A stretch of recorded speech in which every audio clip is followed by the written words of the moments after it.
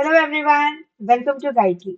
Welcome to the YouTube series by Guidely, जहां पर मैं सीए नेहा बंसल आपका स्वागत करती हूँ हमारे एएफएम के इस काफी इंटरेस्टिंग से और काफी स्कोरिंग टॉपिक पर, जो है डेप्रिसिएशन एंड इट्स अकाउंटिंग। तो आज मैं उम्मीद करती हूँ कि आप अब तक के सारे मॉड्यूल के जितने भी चैप्टर्स हमने कवर किए हैं वो देख चुके होंगे। आपका बेस बिल्डअप हो चुका होगा। देखिए, मॉड्यूल ए के चैप्टर 6 पर आज हम हैं, लेकिन हम मॉड्यूल बी पूरा डिस्कस कर चुके हैं और मॉड्यूल ए के चैप्टर नंबर 1 to 5 भी। तो अगर आपने वो वीडियोस नहीं देखी हैं तो प्लीज उसे भी देखिएगा। हालांकि अगर आप इस वीडियो पर आ ही चुके हैं तो अभी आपको बैक करने की जरूरत नहीं है, आप इस लेक्चर के बाद भी उन्हें देख सकते हैं, क्योंकि मैं पूरी कोशिश करूंगी कि जो आपका बेस मिस आउट हो चुका है, जिसकी जरूरत हमें यहाँ पढ़ने वाली है, तो वो मैं आपको वर्बली यहाँ पर कवर करवा दूँ। तो आइए शुरू करते हैं डेप्रिसिएशन एंड इट्स अकाउंटिंग से। डेप्रिसिएशन का मतलब क्या होता है? डेप्रिसिएशन यानी कि नॉर्मल वेयर एंड टेयर। आज अगर आप कोई चीज यूज कर रहे हैं तो क्या यूज करने के साथ साथ उसकी वैल्यू, उसकी एफिशिएंसी, उसकी लाइफ कम होगी या बढ़ेगी? जाहिर है कम होगी। देखिए, इसमें कुछ एक्सेप्शंस पॉसिबल हैं, जैसे कि लैंड, बिल्डिंग्स। यूजुअली लैंड कभी डेप्रिशिएट नहीं होती, वो टाइम के साथ अप्रिशिएट होती है।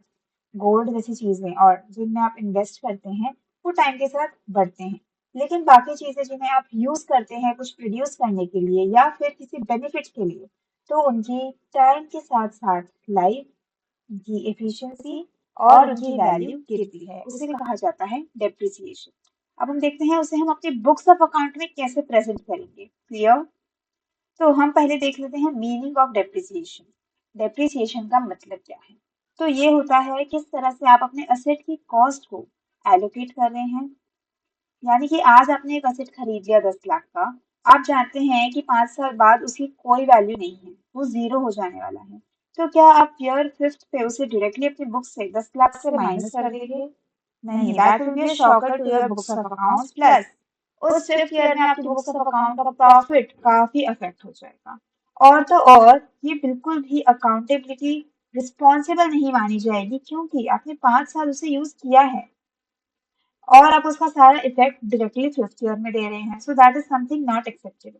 तो इसलिए आप उस 10 लाख को उस 5 साल में डिवाइड करेंगे, हर साल 2-2 लाख का डिप्रिसिएशन दिखा के, कि फिर year fifth, year and fifth तक वो वैल्यू ऑटोमेटिकली जीरो हो चुकी होगी, राइट? तो आपकी बुक्स को एक शॉक भी नहीं मिलेगा और टाइम के साथ साथ आप उसकी वैल्यू को राइट ऑफ भी करते रहेंगे। डेप्रिसिएशन का पर्पस ही ये है कि आपके बुक्स ऑफ अकाउंट बिल्कुल रिलायबल हो। It reflects the reduction in the value of asset due two factors. अब कौन कौन से फैक्टर्स होते हैं जो हमने डिस्कस किए थे, जैसे कि वेयर एंड टेयर, यूज करने से उसकी वैल्यू घट रही है, that's called wear and tear. Obsolescence या फिर पैसेज ऑफ टाइम। करेक्ट? अब आईसीएआई नहीं, Institute of Chartered Account of England and Wales, इन्होंने डेप्रिसिएशन को किस तरह से डिफाइन किया है। Something crucial for your point of view. लेकिन देखिए, इसका इससे डेप्रिसिएशन का मतलब चेंज नहीं होने वाला, सिर्फ स्टेटमेंट वाइज चेंजेस दिखेंगे आपको, कि depreciation is the portion of assets cost that can not be recovered when the asset is finally disposed of. यानी एसेट आगे जाके खत्म होने ही वाला है, लेकिन अगर हमें सामने कुछ मिल रहा है तो वो उसकी वैल्यू जो नहीं मिल रही है, that portion is called depreciation. It is an integral cost of conducting business and is not dependent on the amount of profit earned. ये आपके बिजनेस करने की कॉस्ट में इंक्लूड किया जाएगा, ना कि आपके प्रॉफिट से इसका कोई लेना देना होगा। यानी आप चाहे प्रॉफिट कमाएं या ना कमाएं, डेप्रिसिएशन लगेगा ही। ओके?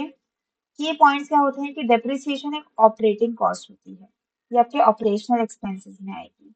इससे एसेट की वैल्यू रिड्यूस होगी और ये ग्रेजुअल और कंटिन्यूस डिक्रीज होगा, यानी कि एवरी ईयर आप इसे चार्ज करेंगे ही।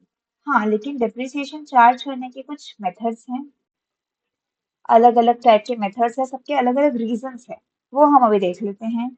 कॉजेस ऑफ डेप्रिसिएशन, क्यों लग रहा है डेप्रिसिएशन? जो हमने देखा, वेयर एंड टेयर, घिसती कोई चीज यूज करते करते, इफ्लक्स ऑफ टाइम, टाइम के साथ साथ, ओके। ऑब्सोलेसेंस, यानी कि एसेट आउटडेटेड हो गया, पुराने जमाने का हो गया, अब उसे कोई यूज नहीं करता, ओके। एक्सीडेंट्स, किसी एसेट पे अगर कोई हार्म हो जाता है तो हमें उसको बुक से राइट ऑफ करना पड़ेगा, या फिर फॉल इन मार्केट प्राइस। आज अगर उस एसेट की मार्केट वैल्यू ही उतनी नहीं है, तो आप कैसे उसे अपनी बैलेंस शीट में उस फिगर पे दिखा सकते हैं, क्योंकि फिर आपके अकाउंट्स रिलायबल नहीं रहेंगे। अब यहाँ पर भी मेंशन है कि सम एसेट्स लाइक लैंड और आर्ट में अप्रिशिएट इन वैल्यू, बट ज्यादातर सारे एसेट्स होते हैं डेप्रिशिएट। तो ये थे कुछ आपके एक्सेप्शन, जैसे कि लैंड और art. Okay, need for depreciation, depreciation की क्या जरूरत है, क्यों हमें डेप्रिसिएशन लगाना पड़ता है? ताकि हमारे बिजनेस को वो शॉकर ना मिले जिससे हम डर रहे हैं कि अगर आप ईयर एंड में डायरेक्टली उसे जीरो कर देंगे तो आपके बुक्स को मिल जाएगा एक शॉक। तो हम नहीं चाहते कि वो मिले, इस वजह से हम टाइमली उसे राइट ऑफ करते चलेंगे। To know the correct profits, हम अपने करेक्ट प्रॉफिट पर भी तभी पहुंच पाएंगे। To show correct financial position, हमारी फाइनेंशियल पोजीशन भी तभी करेक्ट होगी, रिलायबल होगी, अगर हम उसका इफेक्ट टाइम टू टाइम देंगे। To make provision for replacement, कल को आप अगर उस 10 लाख की मशीनरी की जगह दूसरी मशीनरी लाना चाहते हैं, तो आज आपको डेप्रिसिएशन लगा के इक्विवेलेंट वे में प्लान करना पड़ेगा कि ईयर फिफ्थ पे अगर आपकी बुक में यहाँ कोई एसेट है ही नहीं, तो आप इजीली वहां पर एक रिप्लेसमेंट ला सकते हैं। ठीक है, अब हम देख लेते हैं फैक्टर्स ऑफ डेप्रिसिएशन। क्या क्या फैक्टर्स है, किन चीजों पर डेप्रिसिएशन डिपेंडेंट है? एक है कॉस्ट ऑफ एसेट, दूसरा वो कितने साल चलने वाला है, और तीसरा क्या उसकी लाइफ के बाद कुछ हमें रियलाइज होगा। मान लीजिए वो 10 लाख की अगर मशीनरी है, ऐसा तो है नहीं 10 लाख 5 साल के बाद जीरो हो जाएंगे। उस मशीनरी को भंगार में भी बेचोगे तो कुछ तो मिलेगा आपको। सो दैट इज समथिंग जिसे कहा जाता है सैल्वेज वैल्यू या स्क्रैप वैल्यू। तो इन सब चीजों पे डिपेंड करेगा आपका डेप्रिसिएशन का अमाउंट। अब एग्जाम्पल के साथ देख लेते हैं। कॉस्ट मशीनरी की है 10 लाख, आज आपको आई वो 10 लाख की, ठीक है। उसकी स्क्रैप वैल्यू है, यानी कि एंड ऑफ यूजफुल लाइफ, आपको उसमें मिलने वाले हैं 2 लाख। ओके, यूजफुल लाइफ है उसकी 4 इयर्स, करेक्ट। तो अब आपको ये 10 लाख को राइट ऑफ करना है 4 साल के स्पैन। लेकिन क्या अब आप पूरे 10 लाख राइट ऑफ करेंगे? नहीं, हम सिर्फ वो अमाउंट राइट ऑफ करेंगे जो एक्चुअली हमारे हाथ से फिसल गया। ये 2 लाख तो वापस आ जाएंगे। तो अल्टीमेटली किस अमाउंट पे राइट ऑफ होगा? 10 - 2 पे। और कितने पीरियड के लिए होगा? 4 इयर्स के लिए। तो हर साल आप 2 लाख का डेप्रिसिएशन दिखाएंगे, करेक्ट। अब डेप्रिसिएशन की अकाउंटिंग एंट्रीज क्या होती है? देखिए, दो तरीके से होता है। डेप्रिसिएशन एक एक्सपेंस है, तो वो हो जाएगा डेबिट। सामने या तो आप एसेट की वैल्यू में से 2 लाख माइनस कर देंगे, हमारे इस एग्जाम्पल के हिसाब से, तो आप क्रेडिट कर देंगे एसेट को, यानी आपकी बैलेंस शीट में अब एसेट दिखने लग जाएगा 10 - 2 8 लाख पर अगले साल, करेक्ट। ऑप्शन 2 है कि आप एसेट की वैल्यू को अफेक्ट ना करके डायरेक्टली उस फिगर को डाल दें प्रोविजन फॉर डेप्रिसिएशन अकाउंट। इससे होगा क्या? आपकी बैलेंस शीट इस तरह से दिखेगी। यहाँ पे आपकी मशीनरी 10 लाख की दिखती रहेगी, एंड ऑफ ईयर 1 में भी ये 10 लाख की ही दिखेगी, लेकिन सामने दिखने लगेगा प्रोविजन फॉर डेप्रिसिएशन 2 लाख, उस साल का डेप्रिसिएशन।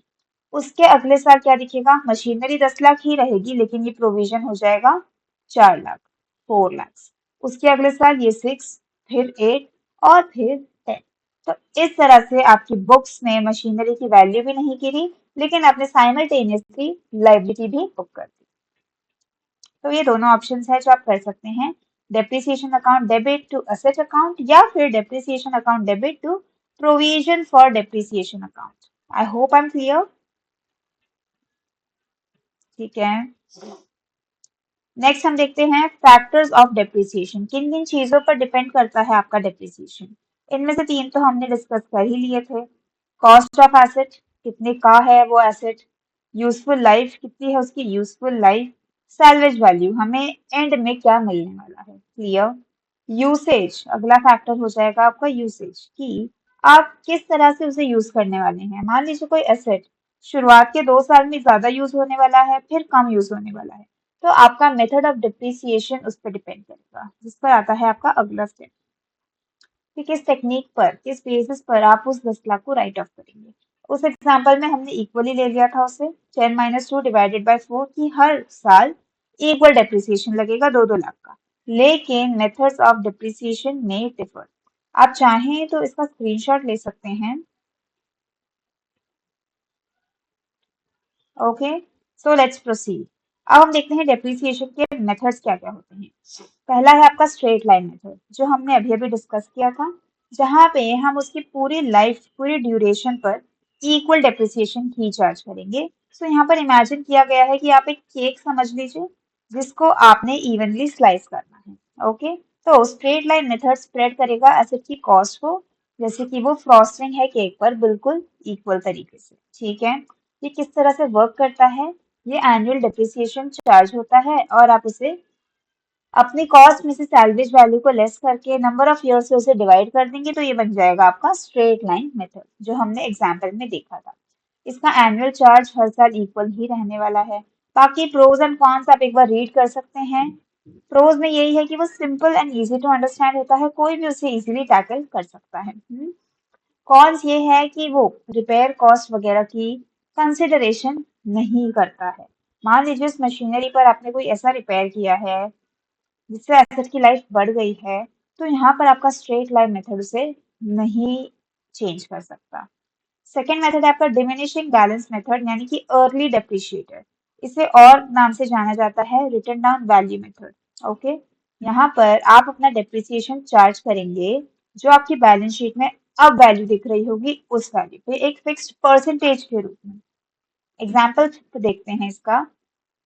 देखिए, मान लीजिए वो 10 लाख की जो मशीनरी है, आप उस पर स्ट्रेट लाइन डेप्रिसिएशन ना लगाकर 10% एवरी ईयर का डेप्रिसिएशन लगाते हैं।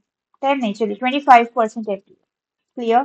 तो मशीनरी आज आई 10 लाख की थी, नेक्स्ट ईयर वो 10 लाख माइनस 25% पे दिखेगी, आपको 7.5 पे दिखने लगेगी। उसके अगले साल वो होगा 7.5 लाख का 25%, इतना डेप्रिसिएशन लग जाएगा एंड फिर जो वैल्यू बचेगी उस पर दिखेगी। अब जो 25% चार्ज होगा वो 10 लाख का नहीं, इनफैक्ट इस रिमेनिंग वैल्यू का होगा। तो रिटर्न डाउन वैल्यू मेथड बोलता है कि डेप्रिसिएशन आपका fix percentage on assets remaining book value every year. Clear? इसका चार्ज वेरिएशन हायर होगा पहले सालों में, फिर वो कम होता जाएगा। अब देखिए, पहले साल में तो 2.5 लाख डेप्रिसिएशन लगा, लेकिन नेक्स्ट ईयर ऑनवर्ड्स वो कम होता जाएगा, क्योंकि उसकी ये वैल्यू भी तो कम हो रही है। क्लियर? इसका प्रो क्या है, प्रोस क्या है, इसका फायदा क्या है इस मेथड को यूज करने का, कि ये आपके एसेट्स की वैल्यू से इमीडिएटली मैच करता है। एसेट की वैल्यू जिस स्पीड से कम हो रही है, डेप्रिसिएशन भी उसी तरीके से लगाया जा रहा है। लेकिन यहाँ पर डिसएडवांटेज ये है कि it can be complex to match, थोड़ा डिफिकल्ट हो जाता है यहाँ पर। दूसरा, अब आपके एसेट की वैल्यू कभी जीरो नहीं हो पाएगी। 10% कर करके आप उसे लेस करते रहेंगे, लेकिन वो कभी भी जीरो पर नहीं पहुंच पाएगी। क्लियर? अगला मेथड है आपका units of production method, the usage tracker. ये मेरा पर्सनल फेवरेट मेथड है। इसमें होगा क्या कि आपने एसेट को जितना यूज किया है, आप उतना ही उसे डेप्रिशिएट करेंगे, ज्यादा नहीं, कम नहीं। जितना आपने उससे प्रोडक्शन करी है, आप उस बेसिस पर उसे डेप्रिशिएट करेंगे। मान लीजिए एक एसेट की प्रोडक्शन की एक लाइफ है 50,000 यूनिट्स बनाने की। 50,000 यूनिट्स ये मशीनरी प्रोड्यूस कर सकती है। ईयर वन में आपने 10,000 यूनिट्स प्रोड्यूस की, ईयर टू में 20,000, ईयर थ्री में 15,000 और ईयर फोर में रिमेन, सॉरी 15 लाख हो गया। ईयर और ईयर फोर में जो रिमेनिंग अमाउंट होगा 5,000। क्लियर? तो अब जो डेप्रिसिएशन लगेगा वो इस तरह से लगेगा कि 10,000 अपॉन 50,000, यानी कि 1/5 ऑफ द डेप्रिसिएशन इस साल में लगेगा। फिर 20,000 डिवाइड बाई 50,000, उतना percentage of depreciation year two में लगेगा एंड सो। आपने जितने यूनिट्स प्रोड्यूस किए, आप उतना डेप्रिसिएशन लगाएंगे, दैट इज एक्चुअल में। तो इसे हम एक बार रीड कर लेंगे कि depreciation here is tied to actual use rather than time. आपने सचमुच कितना यूज किया, उस पर डिपेंड करता है आप कितना डेप्रिशिएट करेंगे उसे। ये किस तरह से काम करेगा? बेस्ड ऑन प्रोडक्शन आउटपुट या यूसेज, और इसकी एक्यूरेसी है that it reflects wear and tear accurately. मतलब सचमुच आपकी मशीनरी कितना घिसी, कौन से फेज में, उतना डेप्रिसिएशन आप लगाएंगे उस फेज में। जैसे कि इसमें सबसे ज्यादा वेयर एंड टेयर हुआ होगा, तो सबसे ज्यादा डेप्रिसिएशन भी यहीं पर दिखने लगेगा। इसके प्रोज क्या हैं कि ये एसेट का एक्चुअल यूसेज दिखाता है। It provides precise depreciation based on activity. Clear? Okay. Cons क्या है, इसके डिसएडवांटेजेस क्या है? It requires detailed usage records. अब आपको ये रिकॉर्ड्स बहुत डिटेल में लाने होंगे और ये थोड़ा कॉम्प्लेक्स हो जाता है मेंटेन करने में। ठीक है, चलिए अब इस मेथड को देखते हैं। ये काफी इंटरेस्टिंग है और ये शायद आप में से कुछ लोगों के लिए बिल्कुल नया भी होगा। इसे कहते हैं sum of the years digits method, the accelerated depreciator. तो इस मेथड में क्या होता है, यहाँ पर आप टोटल ईयर्स का सम कर लें कि ये मशीनरी कितने साल चलने वाली है। ठीक है, मान लीजिए 5 ईयर्स इसकी यूजफुल लाइफ है, तो 1 + 2 + 3 + 4 + 5 इन सारे डिजिट्स का आप सम करेंगे। उसके बाद आप डिप्रिसिएशन कैसे लगाएंगे कि at the end of year 1 और कितने साल का यूज करना बाकी है, तो उतना डेप्रिसिएशन। मान लीजिए ईयर 1 के बाद अभी और 4 साल मशीन यूज होने वाली है, तो 4 divided by the total life, total sum of the digits, उतना डेप्रिसिएशन आपका लग जाएगा ईयर 1 में इनटू कॉस्ट। ठीक है, फिर ईयर 2 में कितनी यूज बची है उस लाइफ की, उस एसेट की कितनी लाइफ बची है ईयर 2 में, और 3 साल, तो 3 divided by the sum of digits into cost of asset. ये इस तरह से काम करेगा। ये थोड़ा ज्यादा कॉम्प्लेक्स है, ये सचमुच कॉम्प्लेक्स हो जाता है। और यहाँ पे आपको हायर डेप्रिसिएशन दिखेगी अर्लियर ईयर्स में, ऑफ कोर्स, क्योंकि आप 4 से उसे मल्टीप्लाई कर रहे हैं, फिर आप उसे कम करते जाएंगे रिड्यूसिंग लाइफ के हिसाब से। तो ये हो जाते हैं इसके कॉन्स। इसके प्रोस क्या है, ये फ्रंट लोड एक्सपेंसेस है जो कि बेनिफिशियल होंगे आपके टैक्सेशन के लिए। यानी कि आप शुरुआती ईयर्स में ज्यादा डेप्रिसिएशन लगा के अपना प्रॉफिट कम कर देंगे, तो आपको अल्टीमेटली टैक्स कम देना पड़ेगा। ये है इनके फॉर्मूलाज, प्लीज इनका स्क्रीनशॉट ले लीजिए सो दैट आपको आगे कैलकुलेशंस में कोई दिक्कत ना आए। स्ट्रेट लाइन मेथड जो हमने डिस्कस किया था, cost minus scrap value divided by estimated useful life of the asset. Okay, ये वाला मेथड। डिमिनिशिंग बैलेंस मेथड या फिर रिटर्न डाउन वैल्यू मेथड, ये क्या होगा, प्रीवियस ईयर की value into percentage rate. Okay, units of production method, यानी कि इस पीरियड में कितनी प्रोडक्शन हुई है डिवाइडेड बाय वो कितनी टोटल प्रोडक्शन कर सकता है, multiplied by total depreciable amount of the asset. Okay, fourth होगा आपका sum of the years of digits, तो वो होगा total remaining life divided by total life, I mean the total sum of the life of asset into cost minus residual value. तो ये कुछ इस तरह से काम करेगा। अब हम देख लेते हैं replacement of fixed asset, creation of sinking fund. ये कुछ ऐसी चीजें हैं जो कि एक्स्ट्राऑर्डिनरी है आपके डिप्रिसिएशन के बाद जो आपको काम आएंगी। जैसे कि अब फिक्स्ड एसेट को आप रिप्लेस कर रहे हैं, तो उस एसेट को आप किस चीज में कैपिटलाइज करेंगे, क्या आप उसे पीएनएल में डाल देंगे या फिर आप उसको भी डेप्रिसिएबल एसेट का पार्ट बना के उस पर भी डेप्रिसिएशन चार्ज करेंगे। तो ये डिपेंड करता है केस टू केस। देखिए, अगर छोटा मोटा रिपेयर का खर्चा है तो वो कभी कैपिटलाइज नहीं होगा, वो आपके पीएनएल में जाएगा। लेकिन अगर उस एक्सपेंस को करने से उस एसेट की यूजफुल लाइफ बढ़ जाती है या उस एसेट की वैल्यू बढ़ जाती है, तो आप उसे कर देंगे कैपिटलाइज। मान लीजिए 2 फ्लोर की आपकी एक बिल्डिंग है, उसने अपने रेनोवेशन करा के उसे 4 फ्लोर की कर दिया, तो इससे क्या बिल्डिंग की पूरी लाइफ चेंज हो गई, पूरी वैल्यू चेंज हो गई? Of course. इस वजह से अब ये हो जाएगी कॉस्ट आपकी कैपिटलाइज, ये बन जाएगी आपकी कैपिटलाइज्ड कॉस्ट, और अब आप लगाएंगे इस पर भी डेप्रिसिएशन। वहीं अगर आपने इस बिल्डिंग में एक फैन लगवाया, एक ट्यूबलाइट लगवाई, तो क्या आप उसे बिल्डिंग की कॉस्ट में कैपिटलाइज करेंगे? नहीं, तो आप हो जाएगा सीधा आपके पीएनएल में डेबिट साइड पर एक्सपेंसेस। ये डिफरेंस होता है रिपेयर्स और रेनोवेशन या replacement. Creation of sinking fund, what is a sinking fund? इन्हीं तरह के एक्सपेंसेस को मीट करने के लिए एक फंड बनाया जाता है बहुत सारे इयर्स के सारे एक्सपेंसेस के लिए, ताकि अल्टीमेटली बिजनेस को एक शॉकर ना दे। जरूरत पड़ने पर उस फंड को यूज किया जाएगा, इसलिए बनाया जाएगा एक sinking fund. To set aside fund regularly to cover future expenses, आपके आने वाले फ्यूचर एक्सपेंसेस को कवर करने का ये जिम्मा उठाता है, such as replacing fixed assets या रीपेइंग डेट। इसको आप लोन देने में भी, लोन चुकाने में भी यूज कर सकते हैं या कोई एसेट को खरीदने में भी यूज कर सकते हैं। ठीक है, तो ये होता है सिंकिंग फंड का पूरा प्रोसीजर। अब हम देखेंगे अमोर्टाइजेशन ऑफ इंटेंजिबल एसेट्स। ठीक है, इंटेंजिबल एसेट्स पर डिप्रिसिएशन नहीं लगता, इनफैक्ट अमोर्टाइजेशन लगता है। तो देखिए, टाइम की बैंडविड्थ को कंसीडर करते हुए मुझे इस वीडियो को थोड़ा रिविजनरी पॉइंट ऑफ व्यू से ही रखना होगा, इस वजह से मैं आपको सिर्फ एग्जाम्पल के तौर पर ये बता सकती हूँ कि इनटैंजिबल एसेट्स में हो गई आपकी गुडविल। गुडविल पर कभी डेप्रिसिएशन नहीं लगता, इनफैक्ट उसे अमोर्टाइज किया जाता है, इम्पेयर किया जाता है। ओके।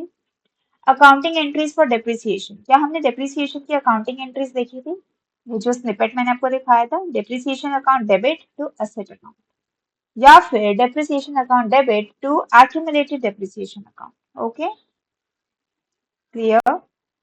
नेक्स्ट, एएस अप। इसी वजह से मैं आपको कह रही थी कि इनिशियल चैप्टर्स अगर आपने पढ़े होते तो ये आपके लिए थोड़ा ज्यादा इजी हो जाता, क्योंकि चैप्टर नंबर 1 में हमने बहुत सारे एएस और इंड एएस के बारे में पढ़ा था। तो वहां पर डेप्रिसिएशन से जुड़े हुए कौन कौन से अकाउंटिंग स्टैंडर्ड्स हैं, तो ये अभी मैं आपको बता देती हूँ कि आपका इंड एएस 16 होता है प्रॉपर्टी प्लांट एंड इक्विपमेंट के ऊपर। वहां पर ये डिस्कस करेगा किस तरह से डेप्रिसिएशन चार्ज होना है, किस तरह से आपको असेट को रिकॉग्नाइज करना है, उसकी कॉस्ट में क्या क्या ऐड या लेस करना है, किस तरह आपको उसे मेजरमेंट करनी है एवरी ईयर ऑन ईयर, जैसे कि कॉस्ट मॉडल या रिवैल्यूएशन मॉडल, और फिर आप किस मेथड पे डेप्रिसिएशन लगाएंगे, ये सब बताता है इंड एएस 16। नेक्स्ट आता है इंड एस 38। 38 वाला होता है आपका इनटैंजिबल असेट्स के लिए। क्लियर, ये था आपका टैंजिबल असेट्स, 38 होगा आपके लिए intangible assets. It will deal with accounting treatment of intangible assets such as patents, copyrights and trademarks. इसके की पॉइंट्स क्या होंगे कि इनिशियली आप कॉस्ट पे रिकॉग्नाइज करेंगे अपने एसेट को, फिर आप उसकी यूजफुल लाइफ पर उसे अमोर्टाइज करेंगे, ना कि depreciate. Or it must meet the criteria for recognition and measurement such as identifiability and control. Next हम देखते हैं इंड एस 10। ये क्या है? Events after the reporting period. ये हो जाएंगे आपके वो इवेंट्स जो आपकी बैलेंस शीट डेट के बाद बट आपकी फाइनेंशियल स्टेटमेंट्स के फाइनलाइजेशन से पहले होते हैं, यानी कि between balance sheet date and between the finalisation of accounts. इस पीरियड में होने वाले सारे अकाउंटिंग ट्रीटमेंट्स का ओवरलुक करता है इंड एस 10। ठीक है, तो यहाँ पर की पॉइंट्स हो जाएंगे, कुछ एडजस्टिंग इवेंट्स होते हैं, कुछ नॉन एडजस्टिंग इवेंट्स होते हैं। एज ऑफ नाउ इस पर ज्यादा ध्यान देने की आपको जरूरत नहीं है, क्योंकि जो बेसिक था वो आपको बता चुकी है। ओके, तो आइए बढ़ते हैं कुछ क्वेश्चन एंड आंसर्स की तरफ और फिर रैप अप कर देते हैं इस वीडियो को। In which one of the following methods of calculating depreciation, the amount of depreciation depends on volume of production? कौन से मेथड में हम वॉल्यूम ऑफ प्रोडक्शन पर देख रहे थे कि कितना डिप्रिशिएट करना है? क्या ये वही मेथड है जो कि मेरा पर्सनल फेवरेट था? Yes, that is called unit of production method.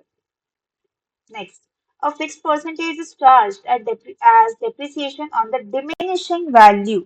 ये नाम काफी है बताने के लिए कि किस मेथड की बात हो रही है, right? That will be your written down value method, यानी कि एसेट की वैल्यू जो अब बैलेंस शीट में दिख रही है उस पर एक निर्धारित परसेंटेज आपको लगाते चलना है, right? Next, which one of the following is not true? इनमें से गलत क्या है? Depreciation is an expense charge to the PNL, ये तो करेक्ट है। Depreciation is not a part of operating cost, ये गलत है, क्योंकि depreciation is a part of operating cost, तो हमें अपना आंसर मिल चुका है। स्टिल हम बाकी ऑप्शंस भी पढ़ेंगे। All assets are not depreciated necessarily at the same rate, correct. हर एसेट सेम रेट पर डेप्रिशिएट हो ऐसा जरूरी नहीं है। And depreciation is like an insurance expense. ठीक है, तो आंसर हो जाएगा हमारा option B. Okay, next, depreciation shrinks the dash. Depreciation लगाने से एसेट की कौन सी वाली वैल्यू पे फर्क पड़ता है? Book value, market value, scrap value या रेसिडुअल वैल्यू? बुक वैल्यू, क्योंकि हम उस फिगर पर डेप्रिसिएशन लगा रहे हैं जो हमारी बुक्स में हमें दिखती है। इसी के साथ हमने हमारे इस टॉपिक को यहाँ रैप अप कर दिया है। बिल्कुल रिवीजन पॉइंट ऑफ व्यू से बनाई गई है ये वीडियो, लेकिन अगर आपको इसके पूरे इंसाइट्स चाहिए इन डेप्थ डिटेल्स के साथ, तो आप हमारे पेड कोर्सेज को सब्सक्राइब कर सकते हैं। उसमें आपको हर चीज की पूरी कवरेज मिलेगी, और तो और आप अपने डाउट्स भी हमसे रियल टाइम में पूछ सकते हैं। आप इनफैक्ट डाउट्स हमें यहाँ पर भी पूछ सकते हैं कमेंट सेक्शन में डालकर, या फिर इस नंबर पर रीच आउट करके। पेड कोर्सेज के लिए भी अगर आपको कोई भी जानकारी चाहिए तो आप इस नंबर पर हमसे कांटेक्ट कर सकते हैं। तो इसी के साथ यहाँ पर मैं साइन ऑफ करती हूँ। तो goodbye, good luck, thank you, see you Neha Bansal taking your leave, good bye.